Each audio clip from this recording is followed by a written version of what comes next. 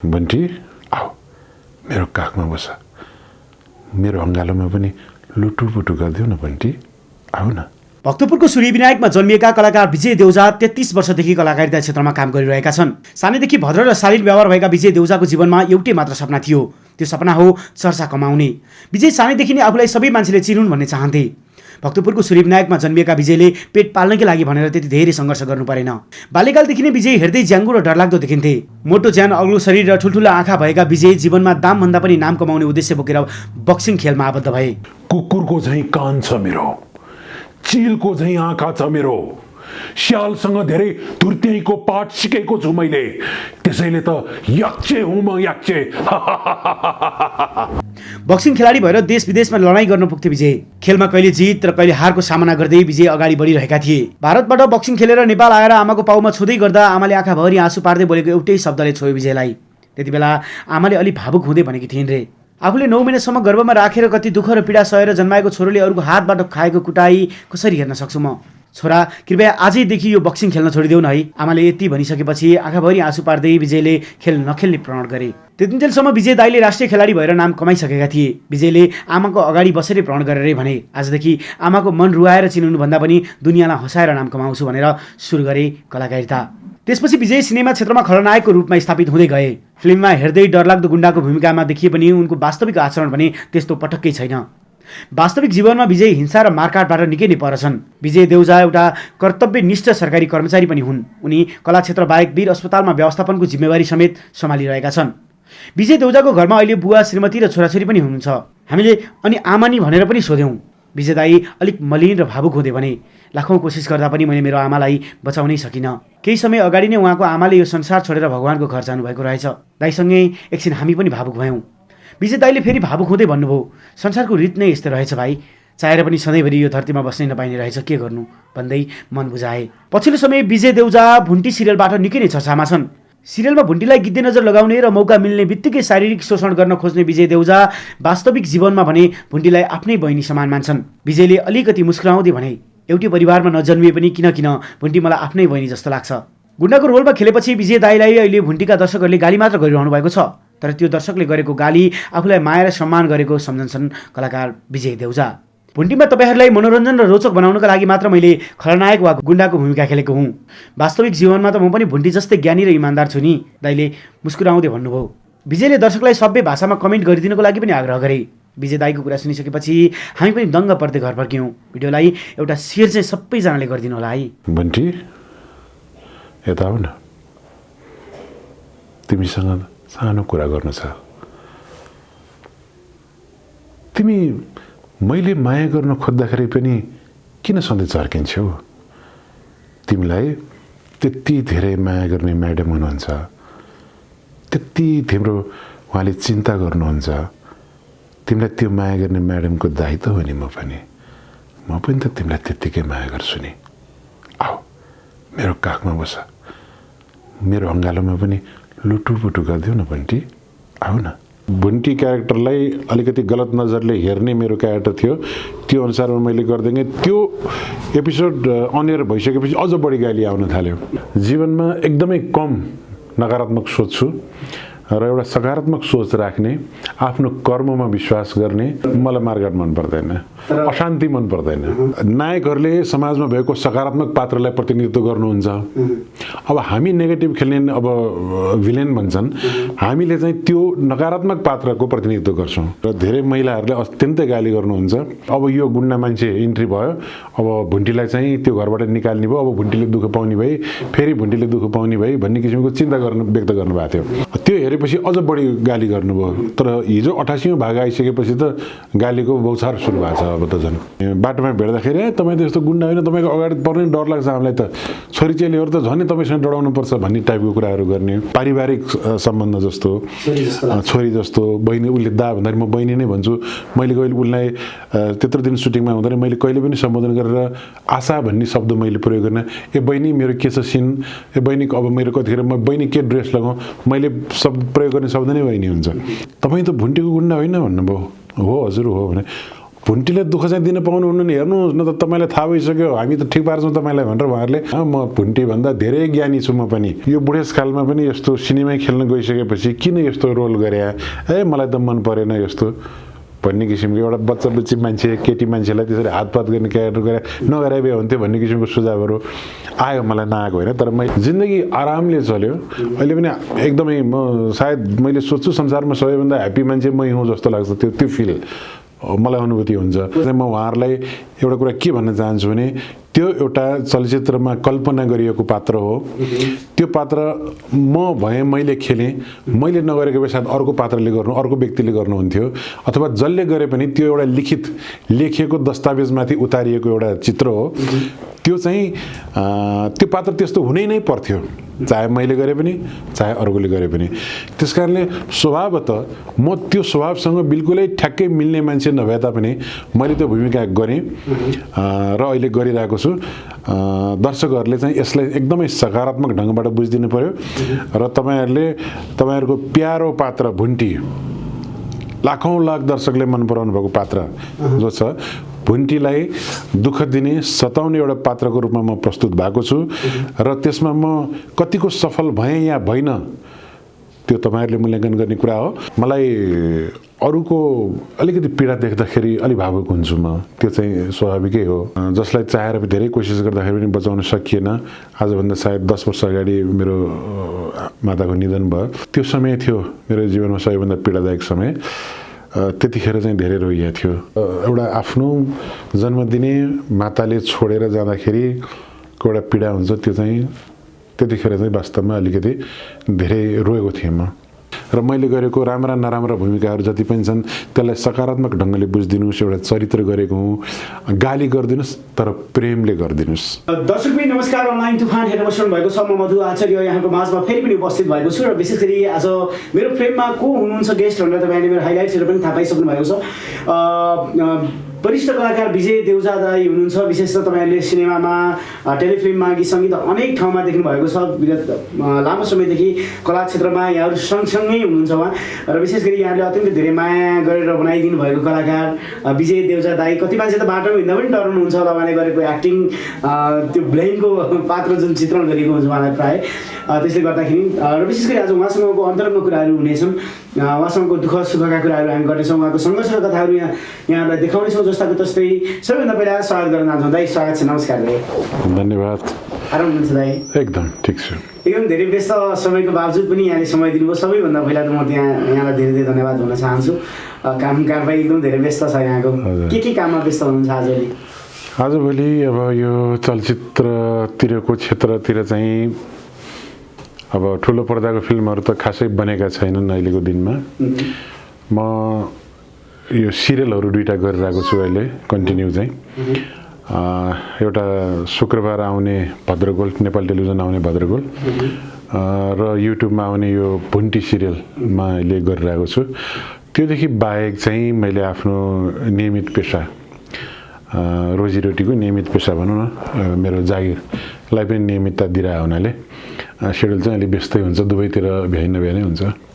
जागिर भनिसकेपछि र धेरै दर्शकहरूले त थाहा पनि पाइसक्नु भएको छ होला, र आज चाहिँ दाइले केमा पनि काम गर्नुहुन्छ कला क्षेत्रभन्दा बाहेक चाहिँ भनेर भन्न मिल्छ हाम्रो दर्शक? मिल्छ, किन नमिल्नु। म चाहिँ कला क्षेत्रदेखि बाहेक अब सरकारी अफिसमा, वीर अस्पतालमा त्यहाँको एउटा म्यानेजमेन्ट पार्ट हेर्छु र त्यहाँ काम गरिरहेको विगत 30-31 वर्षदेखि त्यहाँ काम गरिरहेको छु। त्यहाँको अब कामको प्रकृति चाहिँ फेरिँदै गयो र अहिले चाहिँ म म्यानेजमेन्टपट्टिको पार्ट हेरिरहेको छु त्यहाँ। भनेपछि त्यहाँको व्यवस्थापन सबै तपाईँ गर्नु? सिधा भन्दाखेरि दाइ घर चाहिँ कहाँ जन्मिनु दाइ, कुन ठाउँमा? म जन्मेको भक्तपुर जिल्ला, अहिले हाल सूर्यविला नगरपालिका वडा नम्बर 10, त्यो ठाउँमै मेरो जन्म भएको। पुर्ख्यौली घर नै मेरो त्यहीँ हो। त्यस कारणले जन्मेको ठाउँ भन्नु पर्दाखेरि चाहिँ त्यही नै हो मेरो भक्तपुर। को हुनुहुन्छ हजुर घरमा अहिले चाहिँ हाल चाहिँ? मेरो घरमा बुवा हुनुहुन्छ, अनि मेरो श्रीमती, एक छोरा एक छोरी, म। उहाँहरू पनि सरकारी काममै गर्नुहुन्छ कि अथवा?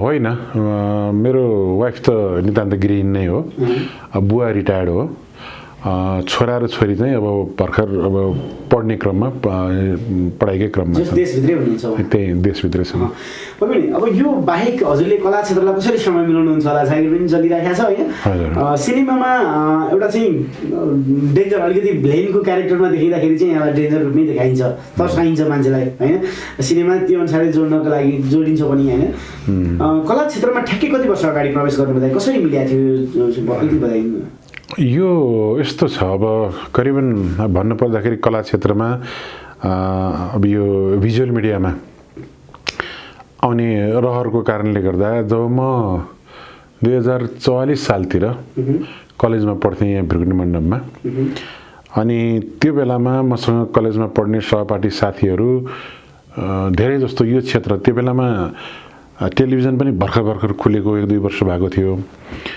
अनि प्राय रङ्गमञ्चतिर व्यस्त हुनुहुन्थ्यो साथीहरू कतिपय अनि ती रङ्गमञ्चमा काम गर्ने साथीहरू मसँग कलेजमा पनि पढ्नुहुन्थ्यो उहाँहरूसँग चाहिँ भेटघाट भयो हुन पुग्यो त्यही क्रममा 44 साल पछाडितिरै हो 44 सालकै लगभग कृष्ण मल्ल दाइले एउटा सिरियल बनाउनु भएको थियो नेपाली टेलिभिजनमा आउने चक्रव्यूह भन्ने सिरियल त्यो सिरियलमा काम गर्ने 1-2 जना साथीहरू हुनुहुन्थ्यो मसँगै कलेज पढ्ने उहाँहरूको मार्फतबाट चाहिँ कृष्ण मल्ल सरसँग मेरो चिनजान भयो अनि त्यतिखेर मैले पनि अलिकति आफ्नो चाहना व्यक्त गरेँ मलाई पनि यो क्षेत्रमा काम गर्ने इच्छा छ भन्ने मैले आफ्नो रुचि व्यक्त गरेपछि कृष्ण मल्ल दाइले त्यो बेलामा चक्रव्यूह सिरियल 12 भाग थियो त्यो 12 भागमा चाहिँ उहाँले मलाई 2 भाग कि 3 भाग हो त्यो बेलामा एउटा राम्रो रोल दिनुभएको थियो कलेजको गुन्डा टाइपको रोल सायद त्यही बेलादेखि नै ल तपाईँलाई यो जिउ डाल अनुसार गुन्डाकै रोल सोच्छ यो गुन्डाको रोल गर्नुहोस् भाइ भन्नुभयो दाइ ठिक छ भनेर गरेँ र मैले पहिलोपटक क्यामेराको अगाडि उभिएर डायलग बोलेको अभिनय गरेको त्यो नै पहिलो हो भनेपछि गुन्डाबाट सुरु भएको तपाईँको अभिनय यात्रा गुन्डाले नै चर्चित बनायो गुन्डैबाट नै चर्चित भयो भन्नुपर्छ अहिलेसम्म पनि अहिले आएको सिरियलहरूमा पनि प्राय अब यो भुन्डी सिरियलमा एउटा गुन्डाकै रोलमा मलाई गरिरहेको छु यो गुन्डाबाट सुरु भएको अब सामान्यतया तपाईँलाई देख्दाखेरि सिनेमामा हामी डराउँदै सिनेमा हेर्थ्यौँ होइन अब हिरोले हजुरहरूलाई कुट्दाखेरि हामी खुसी हुन्थ्यौँ भनेपछि त हामीलाई कति रिस उठेको थियो होला आजसम्म होइन रियलमा चाहिँ कस्तो स्वभाव हो तपाईँ त्यही गुन्डा स्वभावकै हो बाटो पारिहाल्ने मान्छे कुटिहाल्ने त्यो खालको बाल्यकाल हो तपाईँको के हो होइन मेरो जुन पात्र मैले चलचित्रमा गरेँ कतिपय मान्छेहरूलाई के पनि लाग्दो रहेछ भने यो मान्छे स्वभावत पनि यही पाराको होला यो मान्छे गुन्डै जस्तो होला भन्ने सोध्नु हुँदो रहेछ कतिपय दर्शकहरूले तर मैले आफैलाई मूल्याङ्कन गर्न मिल्ला नमिल्ला तर अहिले मैले मूल्याङ्कन गर्ने मौका पाएँ आफ्नो भने मैले चाहिँ कसरी गर्छु भन्दाखेरि म त्यो जुन चलचित्रमा जुन किसिमको पात्र मैले गर्छु म वास्तविक जीवनमा चाहिँ त्यसको ठ्याक्कै विपरीत पात्र हुँ म अत्यन्त आफूलाई शान्त व्यक्ति नै मान्छु र जीवनमा एकदमै कम नकारात्मक सोच्छु र एउटा सकारात्मक सोच राख्ने आफ्नो कर्ममा विश्वास गर्ने र आफूले सकेसम्म अरूको कुरा काट्ने अथवा अरूको नराम्रो सोच्ने चरित्र भएको मान्छे म होइन जस्तो मलाई लाग्छ अब बाँकी साँच्चै नै यही मान्छे हो वा होइन भन्ने कुरा अथवा मैले भने अनुसारकै ट्याक्कै यो मान्छे हो कि होइन भन्ने चाहिँ तपाईँहरूको सङ्गतले तपाईँहरूले अथवा अरू आम दर्शकले मसँग सङ्गत गर्ने सहकर्मी सहपाठी साथीहरूले भन्ने कुराहरू हो होइन अब मैले भन्दाखेरि चाहिँ त्यो पात्रदेखि विपरीत छु मारकाट मन नपर्ने मारकाट भन्छ गर्नु मन पर्दैन मलाई मारकाट मन पर्दैन अशान्ति मन पर्दैन तर अशान्ति नै गरिराख्नु भएको हुन्छ तपाईँ अब त्यो त एउटा यस्तो पात्र हो एउटा चलचित्रमा किनभने हरेक समाजमा जसरी एउटा समाजको कथालाई चित्रण गर्ने हो चलचित्र भने त्यसमा त्यो समाजमा हरेक समाजमा नकारात्मक पात्र पनि हुन्छ सकारात्मक पात्र पनि हुन्छ र त्यो सकारात्मक चरित्रलाई मात्र प्रतिनिधित्व गर्ने कोही कलाकार भयो नकारात्मक कसले गर्ने हैन त्यसकारणले हरेक कुराहरू सकारात्मक नै हुन्छ भन्ने छैन समाजको चित्रणमा गर्दाखेरि त धेरै कुराहरू हुन्छ त्यहाँ त्यसले गर्दा नायकहरूले समाजमा भएको सकारात्मक पात्रलाई प्रतिनिधित्व गर्नुहुन्छ। अब हामी नेगेटिभ खेल्ने अब भिलेन भन्छन्, हामीले चाहिँ त्यो नकारात्मक पात्रको प्रतिनिधित्व गर्छौँ होइन। अब अन्ततगत गएर के हुन्छ भने समाजमा एउटा चाहिँ सकारात्मक पात्रको विजय हुन्छ र नकारात्मक पात्रको चाहिँ त्यस्तै उसले जुन किसिमको कर्म गरेछ त्यसै किसिमले उसको अन्त्य हुन्छ भन्ने एउटा मेसेज दिने नै हो। भनेपछि अहिले चाहिँ तपाईँ हात धोएर भुन्टीको त्यो कोमल शरीरमाथि नजर लगाइरहनु भएको छ तपाईँ? अहिले त्यो जिम्मेवारी आएको छ मलाई। एकदमै अहिले तपाईँलाई धेरै गाली गर्नुहुन्छ? एकदमै गाली गरिरहनु भएको छ। अब इभन युट्युबको त्यो भुन्टी जब अनियर भइसकेपछि पनि त्यसमा मैले प्राय कमेन्टहरू हेर्ने गर्छु र धेरै महिलाहरूले अत्यन्तै गाली गर्नुहुन्छ। इभन मैले आफ्नो कहिलेकाहीँ यो टिकटक भिडियो पनि बनाएर राख्ने गरेको छु। मेरो टिकटकको भिडियोमा पनि अहिले त्यस्तै कमेन्टहरू मात्रै, गालीहरू मात्रै, एकदमै अपशब्द पनि प्रयोग गरेका गालीहरू मैले सुने, हेरेँ। त्यस्तो त्यो क्षण चाहिँ मैले भोगिरहेको छु अहिले। एकदमै धेरै है। भुन्टीबाट अझै धेरै चर्चा सुनिएको छ अहिले बेला तपाईँको। हुन त धेरै दर्शकहरूले, पुरानो दर्शकहरूले पनि तपाईँ चिन्नुहुन्छ। त्यो बेलादेखि हामीले देखेको त्यो विज्ञापनमा गोलमोल भनेर आउने तपाईँको शरीर ठुलो चाहिँ टाउको देखाएर होइन, त्यो किसिमको जुन खालको विज्ञापनको सुटिङ पनि भएको थियो, त्यो आम दर्शकले पनि मन पराउनु भएको थियो त्यतिखेर होइन। अहिले भुन्टीलाई एकदमै धेरै दुःख दिनुभएको छ। सम्भवतः यो अहिले भर्खर हिजो मात्र अनियर भएको भागमा तपाईँ भुन्टीसँग जबरजस्ती गर्दै हुनुहुन्थ्यो। हजुर। के सम्झिनुहुन्छ त्यतिखेर? एक किसिमले हुन त क्यारेक्टरमा गरिरहनु भएको हुन्छ होइन, दर्शकले बाटोमा हिँड्दा गाली गरेको छैन? गर्नुभएको छ, किनभने म 3-4 भाग भयो भुन्टीमा म इन्ट्री भएको। सुरुकै इन्ट्रीको अवस्थाबाट नै म एकदम सिरियलको त्यो भागको अन्तिम हुने बेलामा मेरो इन्ट्री भएको थियो र मेरो त्यो अनुहार मात्र देखेपछि क्रमशः भएको थियो। त्यतिखेरै कतिपय दर्शकहरूले के भनेर कमेन्ट गर्नुभयो भने अब यो गुन्डा मान्छे इन्ट्री भयो, अब भुन्टीलाई चाहिँ त्यो घरबाट निकाल्ने भयो, अब भुन्टीले दुःख पाउने भए, फेरि भुन्टीले दुःख पाउने भए भन्ने किसिमको चिन्ता व्यक्त गर्नुभएको थियो। त्यसपछि त्यो भागको इन्ट्री पछाडि मेरो भुन्टी क्यारेक्टरलाई अलिकति गलत नजरले हेर्ने मेरो क्यारेक्टर थियो। त्यो अनुसारमा मैले गर्दै त्यो एपिसोड अनियर भइसकेपछि अझ बढी गाली आउन थाल्यो। त्यसपछि हिजो यो लेटेस्ट 88औं भागभन्दा अगाडि 87औं भागमा अलि बढी हातपातै गर्ने किसिमको अलिकति भनौँ न मिसबिहेभ गर्ने टाइपको क्यारेक्टर थियो। त्यो हेरेपछि अझ बढी गाली गर्नुभयो। तर हिजो 88औं भाग आइसकेपछि त गालीको बौछार सुरु भएको छ। अब त झन् अब बाटो हिँड्न सकिँदैन, मार्छ नि त। त्यस्तो त छैन, तर अहिले यो कोभिडले गर्दा मास्कको लाउने अनिवार्य भयो हुनाले अलिअलि ठिकै भएको छ। कोभिडले राम्रो भूमिका खेलेको छ। पक्कै पनि मैले अलि अगाडि पनि हाम्रो भीमसेन खत्री दाइलाई पनि मैले यो प्रश्न सोधेको थिएँ। उहाँलाई पनि एकदम धेरै समस्या परेको थियो ब्लेनको क्यारेक्टर खेल्दाखेरि। बाटोमा हिँड्दाखेरि बुढी आमाहरू जसले टेलिभिजन हेरेर तपाईँलाई चिन्नुभयो, तपाईँको क्यारेक्टरलाई त्यहाँनिर जसरी चित्रण गरिएको छ त्यही अनुसारले लेखिदिनु भयो। कतिले त रियली यो मान्छे त खत्रै गुन्डै हो कि यसले त भेट्यो कि मारिहाल्छ कि भन्ने पनि त्यो खालको परेको छ। तपाईँलाई बाटोमा हिँड्दा कोही त्यस्ता तपाईँको फ्यानहरूले कुटेको अथवा गाली गरेको अथवा श्राप गरेको केही छैन? मलाई त्यस्तो कुटीकै भनेर हातपातै गरे अवस्था त छैन। तर कतिपय बेलामा अलि अगाडि जो महिला दर्शकहरू प्राय हुनुहुन्छ उहाँहरूले चाहिँ अलि अब यो त्यस्तै रोल गर्ने भएर होला उहाँहरूले त्यही किसिमले बुझिदिनुहुन्छ कि। अनि बाटोमा भेट्दाखेरि तपाईँ त यस्तो गुन्डा होइन, तपाईँको अगाडि पर्ने डर लाग्छ हामीलाई त, छोरी चेलीहरू त झन् तपाईँसँग डराउनुपर्छ भन्ने टाइपको कुराहरू गर्ने।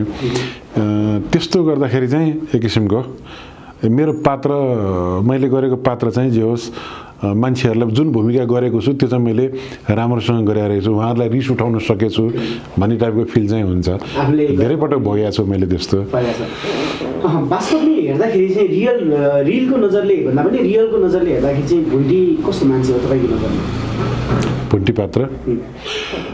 भुन्टी पात्र चाहिँ मैले एउटा पात्रको रूपमा मात्र हेरेर मूल्याङ्कन गर्ने हो भने एउटा सिधा पात्र र सानैदेखि दुःख पाएको पात्र र अरूको दुःख देख्न नसक्ने सहयोगी पात्र, अलिकति मानसिक रूपमा पनि अलिकति मतलब त्यति धेरै सोच्न नसक्ने मतलब चञ्चले टाइपको दिमाग खुराफात नभएको जस्तो कुनै मान्छेले केही कुरा भनिहाल्यो भने त्यसैलाई सकारात्मक ढङ्गले बुझ्ने त्यो कसैले गरेको कुराको पछाडि अथवा नकारात्मक कुराको सकारात्मक कुराको पछाडि के त्यसको फिडब्याक के छ उसको सोच के छ भन्ने टाइपको बुझ्न नसक्ने र अलिकति भनौँ कस्तो भन्छ त्यसलाई अब अलिकति भनौँ न सुस्त टाइपको भन्ने कि होइन जो सोझो हुन्छ जसलाई आफ्नो काम आफ्नो जुन उसले बुझेको छ त्यति मात्र बुझेको हुन्छ क्या त्यो क्यारेक्टरले तपाईँले रियल नजरले हेर्ने चाहिँ उहाँलाई त्यो क्यारेक्टरभन्दा बाहिरबाट चाहिँ कस्तो सम्बन्ध हो तपाईँहरूको कसरी लिनुहुन्छ तपाईँ बहिनीलाई अथवा बहिनी अथवा चाहिँ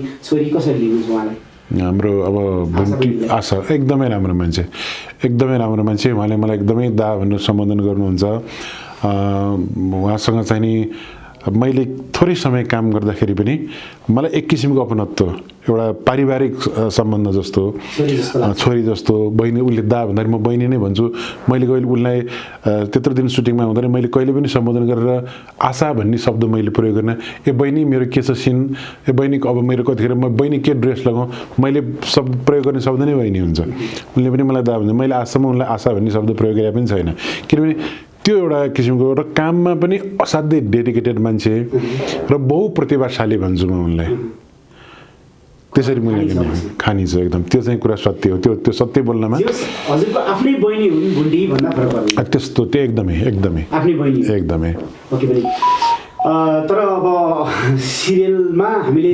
कसरी चाहिँ प्रस्तुत हुने भन्ने कुरा एउटा स्टोरी जोड्नको लागि अनेकौँ पात्रहरूको आवश्यक पर्छ यहाँले बुझिदिनु होला विशेष गरी एउटा मौका पनि मैले यहाँलाई दिइहालेँ तपाईँलाई अहिले गालीको वर्षात छ होइन बाटोमा जहाँ मैले अघि भनिहालेँ अब त्यतिसम्म त नआइहाल्नु होला तर आउनु पनि सक्नुहुन्छ किन अस्पतालको प्राङ्गणमा अस्पतालतिरै गर्ने भएर धेरै मान्छेहरू जोडिनुहुन्छ त्यहाँ होइन त्यस कारणले गर्दाखेरि त्यहाँ हिँड्दाखेरि पनि घुन्टीलाई तैँले जबरजस्ती गर्न खोजे होइनस् भनेर रिस पोख्ने पनि हुनसक्छ आम दर्शकलाई यहाँबाट के भन्न चाहनुहुन्छ विशेष गरी तपाईँ जसरी तपाईँलाई चित्रण गरिएको छ रियलमा म के हो भनेर के भन्नुहुन्छ यहाँ दिदी सुधार्नुहोस् भने मात्र तपाईँलाई छोड्नेवाला छैन किनभने मलाई अस्ति भइसक्यो किनभने तेस्रो एपिसोड हो कि मैले खेलेको कुनै आइसकेपछि म जुन ठाउँमा काम गर्छु त्यो ठाउँ भनेको पब्लिकहरूको धेरै आवजात हुने ठाउँ हो त्यहाँ महिला वृद्ध सबै किसिमका मान्छेहरू आउनुहुन्छ अनि म मास्क खोलेर त्यहाँ काम गरिरहेको थिएँ बाहिर निस्केर प्यासेजमा हिँड्दाखेरि त्यहाँ कुरेर बस्नुभएको दुईजना महिलाहरू हुनुहुन्थ्यो तपाईँ त भुन्टीको गुन्डा होइन भन्नुभयो हो हजुर हो भने भुन्टीले दुःख चाहिँ दिन पाउनुहुन्न नि हेर्नुहोस् न त तपाईँलाई थाहा भइसक्यो हामी त ठिक पार्छौँ तपाईँलाई भनेर उहाँहरूले मजाको पारामा गाली गर्नुभयो त्यस्तो हुँदैन त्यस्तो एउटा पात्र रोल गरेँ आउँ मैले त्यस्तो केही हुँदैन म भुन्टीभन्दा धेरै ज्ञानी छु म पनि भन्नु भने मैले र यही विषयलाई लिएर तपाईँले उठान गरिहाल्नुभयो जुन पात्र मैले भुन्टीमा गरेको छु त्यसबाट जुन अहिले गालीको वर्षा मलाई भइरहेको छ त्यसलाई मैले नराम्रो रूपमा लिएको छैन र आशा बहिनीले त्यो भूमिका मलाई सुहाउँछ भनेर जुन किसिमले उहाँले मेरो विश्वास गरेर मेरो क्षमतामाथि उहाँले विश्वास गरेर जुन भूमिका दिनुभयो त्यो अनुसारको मैले काम कति गरेँ त्यो उहाँले भन्ने कुरा हो होइन तर जति अब त्यो क्यारेक्टर आइसकेपछि मान्छेहरूले जुन गाली गर्नुभएको छ जुन कमेन्टहरू नराम्रो कमेन्टहरू आएको छ त्यसबाट चाहिँ म उहाँहरूलाई एउटा कुरा के भन्न चाहन्छु भने त्यो एउटा चलचित्रमा कल्पना गरिएको पात्र हो त्यो पात्र म भए मैले खेलेँ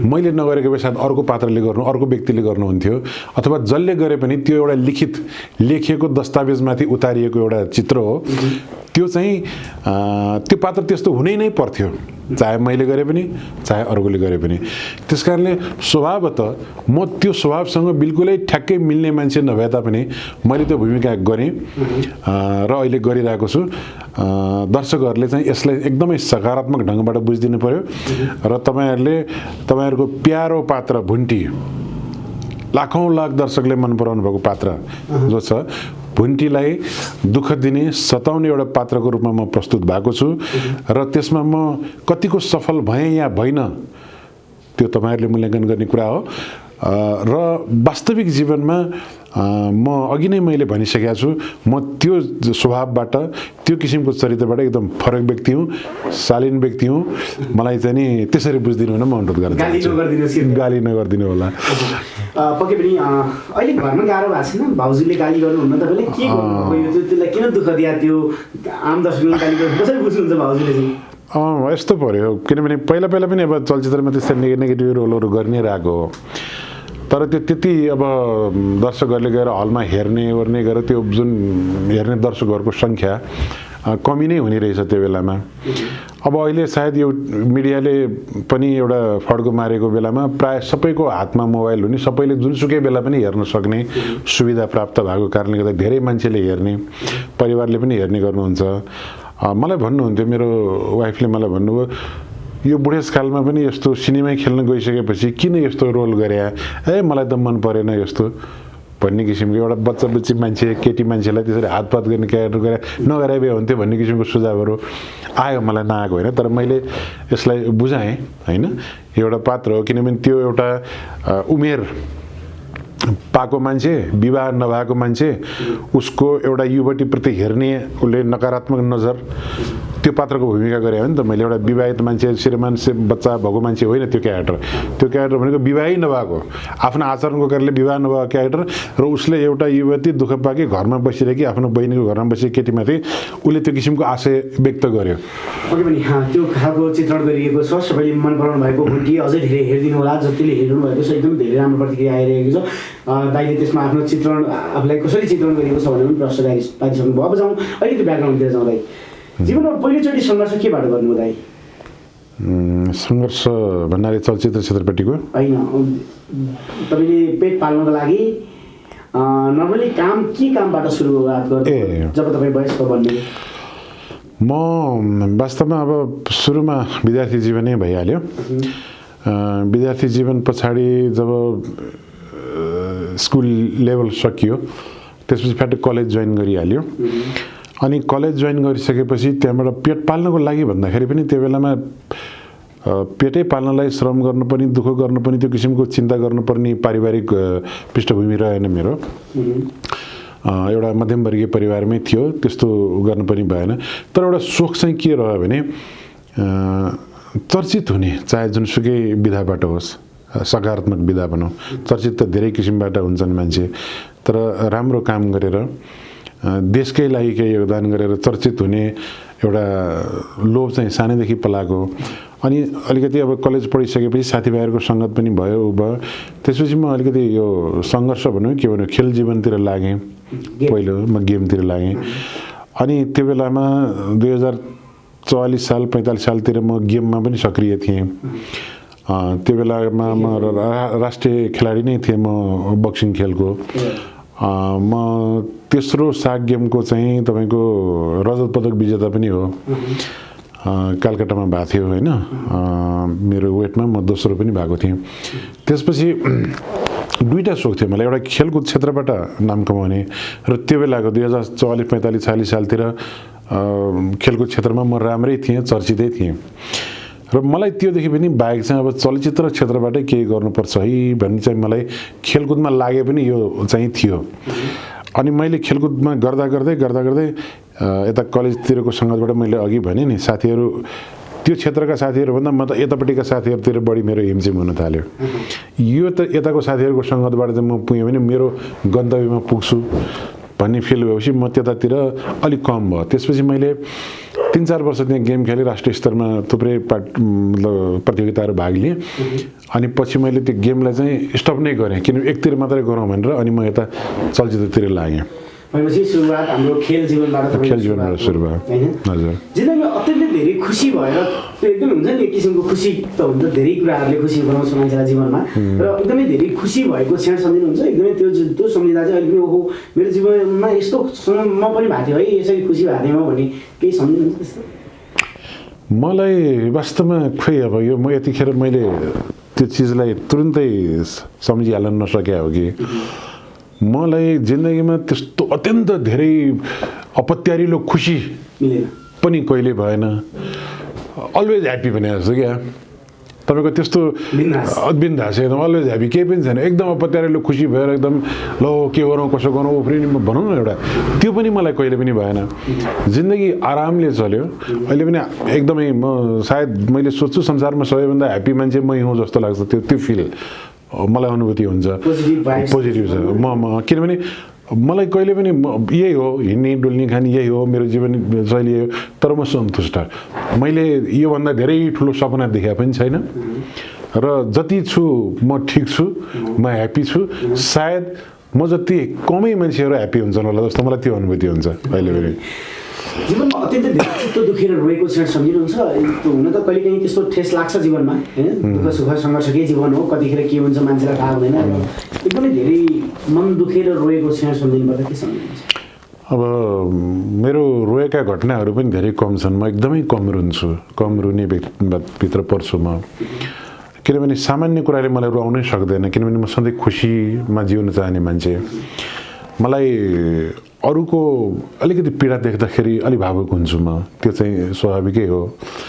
र मैले एकदमै रुनुपर्ने, रोएर चाहिँ नि मतलब भनौँ न आफूलाई गलाउनु पर्ने अथवा पीडित हुनुपर्ने अवस्था पनि रहेन। हो, रुँदै नरोको भने पनि छैन।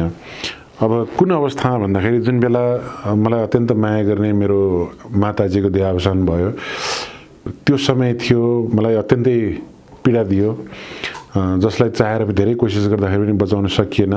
आजभन्दा सायद 10 वर्ष अगाडि मेरो माताको निधन भयो। त्यो समय थियो मेरो जीवनमा सबैभन्दा पीडादायक समय। त्यतिखेर चाहिँ धेरै रोइएको थियो।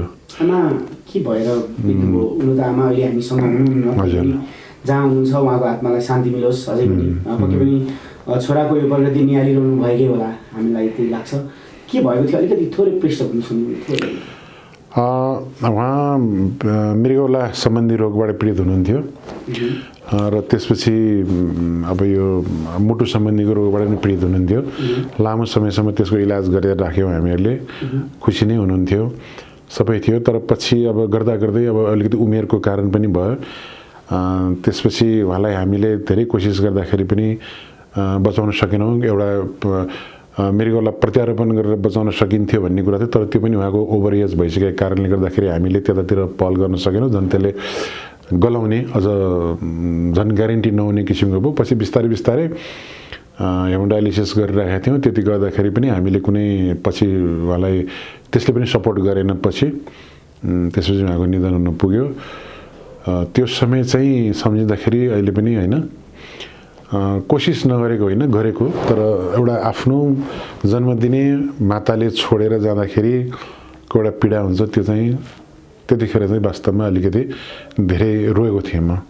पक्कै पनि तपाईँ आफूलाई 9 महिनासम्म गर्भमा राखेर जन्मदिने आमा, होइन? त्यो आमाको काखमा बस्दाखेरि यो समय फेरि त्यो बेलामा धेरै सम्झिन्छ भने, होइन? केही थियो आमाको केही सपना थियो तपाईँले जुन त्यसको लागि अहिले पनि लागिरहनु भएको छ? यस्तो छ, मेरो आमाले सोच्नुहुन्थ्यो मलाई, यो मान्छे सानैदेखि अलिकति सकारात्मक सोचको मान्छे छ। जिन्दगीमा यो मान्छेले कहिले पनि रुनु नपरोस् अथवा यसले दुःख भोग्नु नपरोस्। र जीवनको अन्त्यसम्म पनि उहाँले त्यही भनिरहनुहुन्थ्यो मलाई, तेरो मन एकदम सफा छ, त जीवनभर यस्तै गरेर बाँच्नु भनेर भन्नुहुन्थ्यो। र त्यो सोचेर पनि म अहिले पनि कहिले पनि उहाँले सायद मलाई सही मूल्याङ्कन गर्नुभएको रहेछ। किनभने आमाले जति मूल्याङ्कन त जीवनमा अरू कसले गरे हुन्छ र, किनभने जसले गर्भबाट जन्मायो। अनि त्यो हिसाबले पनि मलाई अहिले पनि त्यो सम्झिन्छु। र आमाले म प्रति गर्नुभएको विश्वास सम्झेर म अहिले पनि, अघि मैले तपाईँलाई भनिहालेँ, यो स्वभाव मेरो त्यो छैन। अनि जहिले पनि खुसी हुन चाहन्छु, जहिले पनि ह्याप्पी हुन चाहन्छु, अरूको पनि खुसी हेर्न चाहन्छु। मैले भने कि जीवनमा सायद तिनै माताको आशीर्वादले होला मैले जीवनमा आजको मितिसम्म भगवानको कानमा नपरोस्, त्यसरी पीडा भएर रुनुपर्ने अथवा दुःख खेप्नुपर्ने, बेखुसी हुनुपर्ने अवस्थाको सिर्जना भने अलवेज ह्याप्पी। आमाले एकदमै धेरै माया गर्नुहुन्थ्यो? माया गर्नुहुन्थ्यो। कतिजना दाजुभाइ? मेरो 2 जना। हजुर? अनि मेरो भाइ। भनेपछि हजुरलाई अझै धेरै माया गर्नुहुन्थ्यो? म जेठो छोरा भए हुनाले माया गर्नुहुन्थ्यो मलाई। याद आउँछ अन्तिमचोटि आमाले भनेको केही शब्द सम्झिनुहुन्छ? हस्पिटलमै हुनुहुन्थ्यो उहाँ, होइन? अनि हुँदाखेरि बुवा अहिले पनि जीवित हुनुहुन्छ, मेरो बुवा। अनि उहाँलाई बुवाको साह्रै पिर लाग्थ्यो। म यदि गइहालेँ चाँडो भने बुवा एक्लो हुनुहुन्छ भन्ने किसिमको उहाँलाई लाग्थ्यो, लाग्ने रहेछ। अनि म प्रायः हस्पिटलमा म नै हुन्थेँ प्रायःसँगै। अनि आमाले भन्नुहुन्थ्यो, अब मेरो त यस्तो हालत भइहाल्यो, त जीवै पनि जेठो छोरा होस्, बुवालाई चाहिँ हेला नगर्नु है भनेर भन्नुहुन्थ्यो क्या। अनि आजसम्म पनि बुवा एकदमै स्वस्थ हुनुहुन्छ र त्यो वचन बेला बेला सम्झिन्छु म र अनि अहिले पनि आफूले जिम्मेवारी आफूले वहन गर्नुपर्ने हरेक कुराहरू दायित्वहरू त्यो आमाले भनेको त्यो वचन सम्झेर पनि त्यसलाई पालना गर्ने कोसिस गरिरहेको छु र खुसी लाग्छ। अहिलेको अब मेरो बुवा अहिले 94 इयर्स हुनुभयो तथापि अहिले पनि हेल्दी हुनुहुन्छ, खुसी लाग्छ। त्यो वचनहरू अनि त्यतिखेर अलिकति मतलब आमाको निधन हुनुभन्दा केही समय अगाडि जो उहाँको बोली बन्द भइसकेको थियो, म नजिकै गएर उठाउन ओर्न जाँदाखेरि बोल्न बन्द भइसकेको थियो, तर पनि उहाँले जतिखेर पनि मेरो टाउकोमा हात राखेर यसो गरिराख्नुहुन्थ्यो क्या हैन। त्यो चाहिँ सायद उहाँले बोल्न नसके पनि के आशीर्वाद मलाई दिएको होला भन्ने फिल चाहिँ मलाई त्यो बेला भएको थियो र सायद त्यही आशीर्वादले बाँचिरहेको छु म, त्यही आशीर्वादकै कारणले खुसी छु म।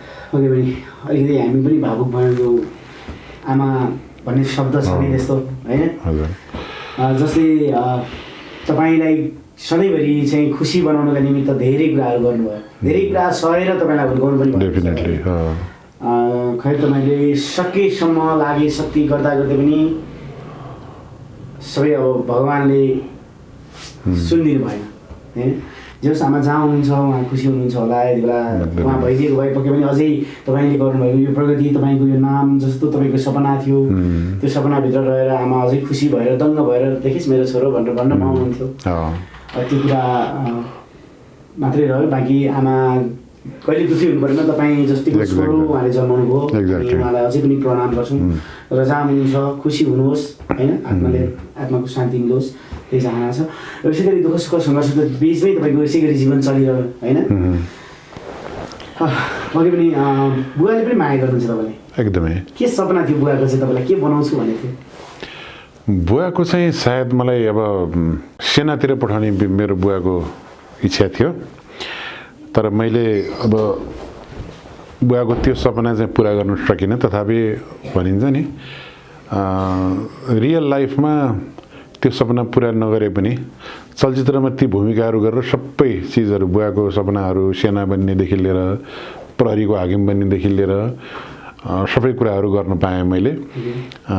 त्यसले गर्दा उहाँको सपना पनि पुरा भएन नभनौँ, त्यो पनि भएको छ। जे होस् बुवाको सपना त्यो थियो, तर आफू यो क्षेत्रतिर त्यति रुचि नभए हुनाले, सेनातिर जाने अथवा प्रहरीतिर जाने रुचि नभए हुनाले मैले त्यतातिर ध्यानै दिइनँ र पछि यो क्षेत्र चलचित्र क्षेत्रतिर लाग्यो। यसैमा खुसी भयो, यसैमा रमाइयो, आफ्नो जीवन आरामले चलिरहेको छ, परिवार खुसी छन् हैन।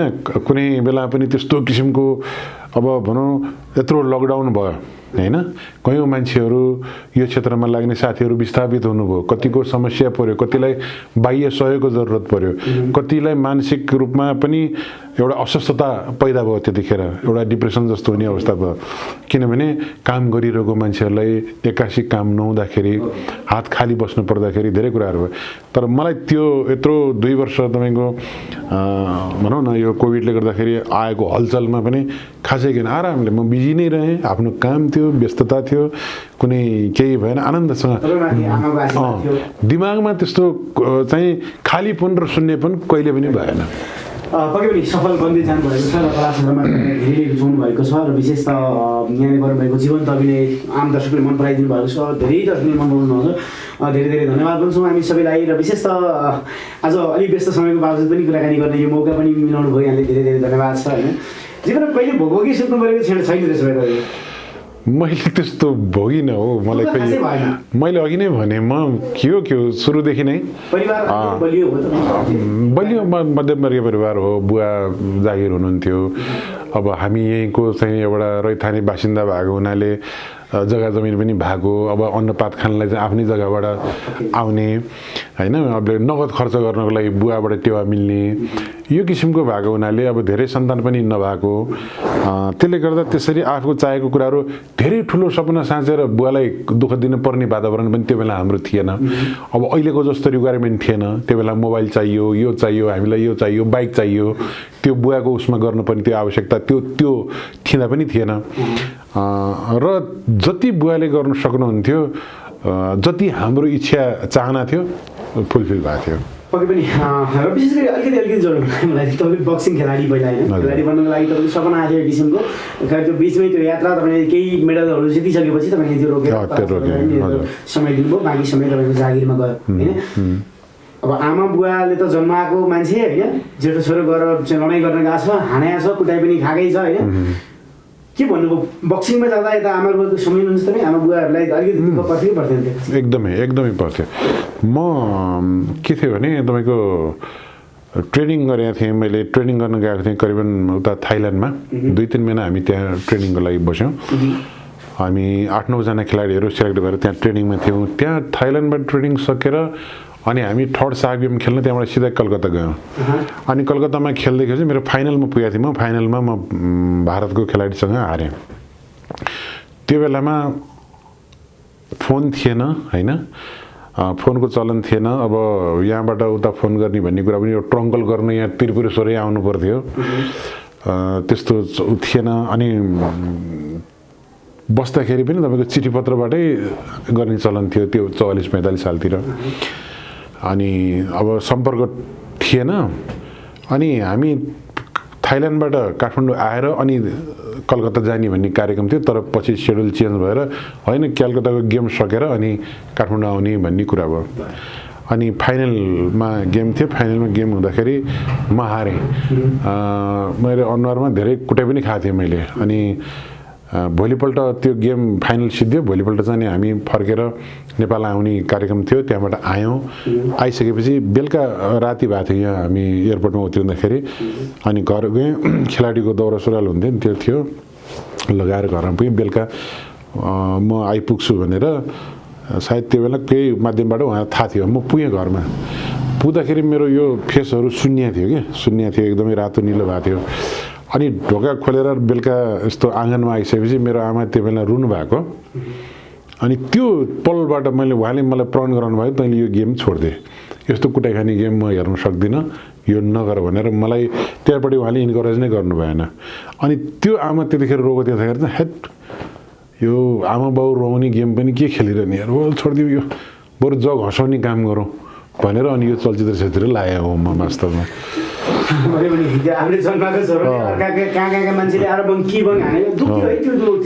एकदमै हो सेफ्टी हुन्थ्यो तर त्यो सेफ्टीले पनि नत्र मान्छे नकआउट कसरी हुन्छ र रिङमा होइन ग्लोभ्स लगाएको छ हेडगार्ड लगाएको छ तै पनि मान्छे नकआउट हुन्थ्यो नि चोट नपऱ्यो त नकआउट हुँदैन होइन त्यो त रियल हो हुनसक्छ डेफिनेटली हुनसक्छ किनभने मान्छेहरू धेरै अब यो प्रोफेसनल बक्सिङ खेल्नेहरू त रिङमा कतिपय बितेका पनि छन् नि त्यस्तो डेन्जर गेम जेनकै मायाले खेल्न जानुभयो तपाईँ एउटा सोख हो किनभने त्यो बेला अब मेरो भनौँ न एउटा शारीरिक बनावट बलियो अनि अलिकति आफूलाई बलियो पनि ठान्दिने खालको मान्छे अनि ल ठिकै छ नि त यो बेलामा केही गरौँ मैले अघि भने नि लो एउटा नाम कमाउने लो देशको लागि केही गरौँ भन्ने लो छ एउटा कस्तो भने त्यो लोभले गर्दाखेरि त्यहाँ पुगेर आजको दिनमा खेलकुदको इतिहासलाई सबै पानाहरू पल्टाएर हेर्ने भने काहीँ न काहीँ त मेरो नाम पनि छ नि होइन प्रेम विवाह गर्नुभयो तपाईँले नै मेरो एकदमै मागी विवाह सबैजना परिवार सन्तुष्ट हुनुहुन्छ एकदमै सन्तुष्ट पक्कै पनि एउटा सेटलमेन्ट तपाईँको देखिएको छ प्रगतिका पाइलाहरू अझै अगाडि बढ्दै गइरहेका छन् गइरहन् पनि कला क्षेत्रमा तपाईँलाई धेरैले माया गर्नुहुन्छ पक्कै पनि जस्तो पात्र तपाईँलाई देखाइएको छ रुचाएरै गाली गर्नुभएको तपाईँको गाली त तपाईँलाई गरेको माया नै हो जस्तो एकदमै यसमा मैले नकारात्मक रूपमा लिएकै छैन र मलाई जति गाली गर्नुभएको छ म हाँसेर पचाइदिन्छु कतिपय अब लिखित कमेन्ट आएकाहरूलाई पनि म कहिलेकाहीँ यसो हेरेर आउँछु त्यसलाई अब मैले कुनैलाई अलिकति सिम्बोलिक प्रतिक्रिया दिन्छु होइन कुनै सुनेर हाँस उठ्छ मैले यसलाई नराम्रो रूपमा लिएको छैन तर यति हो दर्शकहरूलाई भन्ने चाहिँ उहाँहरूले यसलाई रियल नसोचिदिनुहोस् म त्यस्तो पात्र वास्तविक जीवनमा हुँदै होइन यदि भएको भए त म यसरी अहिले तपाईँहरूको अगाडि इन्टरभ्यूमा कुरा गरेर बसिरहेकै हुँदैन थिएँ म त अहिले खोरमा हुन्थेँ त्यो पात्र हुँदै होइन र एउटा त्यस्तो किसिमको पात्र मैले निर्वाह गरेँ मैले अहिलेको सिरियलमा भनौँ चलचित्रमा भनौँ त्यो एउटा समाजको एउटा नकारात्मक पात्र थियो त्यसको प्रतिनिधित्व गरे हो त्यसलाई चित्रण गरेको हुँ र त्यसमा तपाईँहरूको गालीको कारणले गर्दाखेरि त्यो गाली सुन्दाखेरि चाहिँ म सफल भएछु कि भन्ने किसिमको अनुभूति चाहिँ हुन्छ पक्कै पनि अब म अनुरोध पनि गर्छु यहीँबाट कृपया तपाईँले पोजिटिभ कमेन्ट लेखिदिनु होला उहाँको कमसेकम परिवारले छोराछोरीले हेर्दाखेरि पनि अलिकति मजा आओस् त्यो कमेन्टहरू पढ्नको लागि सभ्य हुन् हाम्रो पनि त्यो चाहना छ धेरै धेरै धन्यवाद र अब यहाँ आइसकेपछि कमसेकम एकचोटि भुन्टीमाथि गलत दृष्टिले त तपाईँले हेर्नै पर्छ किनभने तपाईँले भर्खर हिजो मात्र तपाईँले हेरिसक्नुभयो होइन तपाईँले त रेप गर्नुभएको छ बलात्कार गर्नुभएको छ तपाईँले पर्दामा होइन मलाई इमेजिन गरिदिनुहोस् म भुन्टी हो केही भनिदिनुहोस् तपाईँ कसरी फकाउनुहुन्छ मलाई म कतै सामान मिलाइरहेको छु बन्टी यता आऊ न तिमीसँग सानो कुरा गर्नु छ तिमी मैले माया गर्न खोज्दाखेरि पनि किन सधैँ चर्किन्छौ तिमीलाई त्यति धेरै माया गर्ने म्याडम हुनुहुन्छ त्यति तिम्रो उहाँले चिन्ता गर्नुहुन्छ तिमीलाई त्यो माया गर्ने म्याडमको दायित्व हो नि म पनि त तिमीलाई त्यत्तिकै माया गर्छु नि आऊ मेरो काखमा बस मेरो अँगालोमा पनि लुटुपुटु गरिदेऊ न बन्टी आऊ न धन्यवाद पक्कै पनि त्यसो भन्दै गर्दा भुन्टीका नजरहरू पक्कै पनि यो मान्छेको नियति गतिलो छैन कि भनेर तपाईँलाई बहिष्कार गर्नका लागि आफ्नो मालिकनीलाई बोलाउँछिन् जो तपाईँको बहिनी हुनुहुन्छ होइन फेरि दाजुबहिनी पनि कस्तो मिलेको ज्यान पनि एकदम सही मिलेर आशाजीले चाहिँ एकदमै आशा बहिनीले त्यो चाहिँ तपाईँले सुहाउने भूमिका छ दा भनेर मलाई पहिलोचोटि फोन गर्नुभएको थियो अनि यसो गएर हेरेँ उहाँ अब जुन म्याडम खेल्नु भएको छ सुनिराजी उहाँ पनि मेरो आफ्नै एउटा एका घरको दाजुबहिनी जस्तै देखेँ मैले खुसी लाग्यो पक्कै पनि धेरै धेरै धन्यवाद भन्न चाहन्छु र एउटा ब्लेनको क्यारेक्टर गर्दाखेरिको एउटा सिनेमामा अलिकति हुन्छ नि अलिक सिङ्गरको चाहिँ त्यो खालको पनि एउटा केही देखाइदिनु हाम्रो आम दर्शकहरू खुसी हुनुहुन्छ कमसेकम अन्तर्वार्तामा पनि यहाँको अभिनय कला देख्न पाउनुहुन्छ उहाँले अलिकति अब आकर्षित किसिमको भूमिका चाहिँ गर्दाखेरि मैले चलचित्र गिरफ्तारमा गरेको एउटा डायलग छ संवाद त्यो चाहिँ अलिक बढी चर्चित पनि भएको थियो मलाई पनि अहिले कहिलेकाहीँ कसैले काहीँ भन्नु पऱ्यो नि त्यही फिल्मको डायलग भन्नुहोस् न भन्नुहुन्छ अनि म त्यही नै यहाँ भनिदिन्छु सरी कुकुरको झैँ कान छ मेरो चिलको झैँ आँखा छ मेरो स्यालसँग धेरै धुर्त्याइको पाठ सिकेको छु मैले त्यसैले त याक्चे हुँ म याक्चे धन्यवाद पक्कै पनि यहाँलाई धेरै धेरै धन्यवाद छ र आम दर्शकलाई पनि धेरै धेरै धन्यवाद भिडियोलाई सबैजनाले सेयर गरिदिनु होला भुन्टीलाई गीते नजर लगाउने भनेर जसरी चिन्नुहुन्थ्यो तपाईँले त्यो पात्र मात्रै हो त्यो रिलमा गरिएको एउटा नाटक मात्रै हो र उहाँ र भुन्टी बीच दाजुबहिनीको गहिरो प्रेम छ दाजुबहिनीको सम्मान छ यहाँले अत्यन्तै धेरै माया गरिदिनु भएको टेली श्रृङ्खला भुन्टी अझै लोकप्रिय बन्दै जाओस् अन्त्यमा तपाईँलाई धेरै धेरै धन्यवाद भन्न चाहन्छु त्यसै गरी आज हामीले समग्र जीवनलाई अलिअलि छोएर कुराकानी गर्न पायौँ यहाँको लुकेका कुराहरू बक्सिङ खेलाडी भन्ने कुराहरू कति धेरै दर्शकलाई थाहा नहुनु पनि सक्छ त्यो कुराहरू पनि थाहा भयो होइन यहाँ वीर अस्पतालमा काम गर्नुहुन्छ वीर अस्पतालमा कसैलाई समस्या पऱ्यो के गरी भने पनि यहाँ मार्फत केही समस्याको समाधान पनि हुने भयो धेरै आउनुहुन्छ फिल्म लाइनका साथै धेरै सहयोगको लागि आउनुहुन्छ पक्कै पनि यहाँले गर्न सक्ने सपोर्ट गरिरहेको हल्लाहरू हामीले सुन्छौँ यो सिनेमा क्षेत्रभित्रै छौँ हामी पनि होइन त्यस कारणले अन्त्यमा तपाईँलाई माया गर्ने तपाईँलाई भ्लेन भनेर चिन्ने तपाईँलाई विजय देउजा सर भनेर चिन्नुहुने होइन आदरणीय सम्पूर्ण दर्शकहरूलाई छोएर के भन्नुहुन्छ अन्त्यमा तपाईँलाई माया गर्ने काम छ मेरो सम्पूर्ण मलाई माया गर्ने मेरा शुभचिन्तक साथीहरूलाई दर्शकहरूलाई म यही अनुरोध गर्न चाहन्छु समय मिलेसम्म यहाँहरूको अगाडि आउने प्रयत्न गरिरहेको छु चाहे जुनसुकै भूमिका होस् जुनसुकै पर्दामा होस् तपाईँहरूको अगाडि आउने लोभ लालच सधैँ जागी नै रह्यो तपाईँहरूको सामान्य हुने तपाईँहरूसँग साक्षात्कार हुने मौका प्राप्त भएसम्म यसलाई छोड्दिनँ त्यस्तै गरी युट्युब अथवा टेलिभिजनमा आउने आफ्ना अन्तर्वार्ताहरू जुन च्यानलहरूमा मैले बोलेको छु त्यसलाई तपाईँले फलो गरेर हेरिदिनुहोस् माया गरिदिनुहोस् र मैले गरेका भूमिकाहरूमा कुनै कमी कमजोरीहरू छन् भने त्यसलाई सुधार्ने मौका प्राप्त हुन्छ मलाई तपाईँहरूले त्यो किसिमको प्रतिक्रिया दिनुहोस् र मैले गरेको राम्रा नराम्रा भूमिकाहरू जति पनि छन् त्यसलाई सकारात्मक ढङ्गले बुझिदिनुहोस् एउटा चरित्र गरेको हुँ गाली गरिदिनुहोस् तर प्रेमले गरिदिनुहोस् है थ्याङ्क यू समय समाजको लागि यहाँलाई धेरै धेरै धन्यवाद हस् धन्यवाद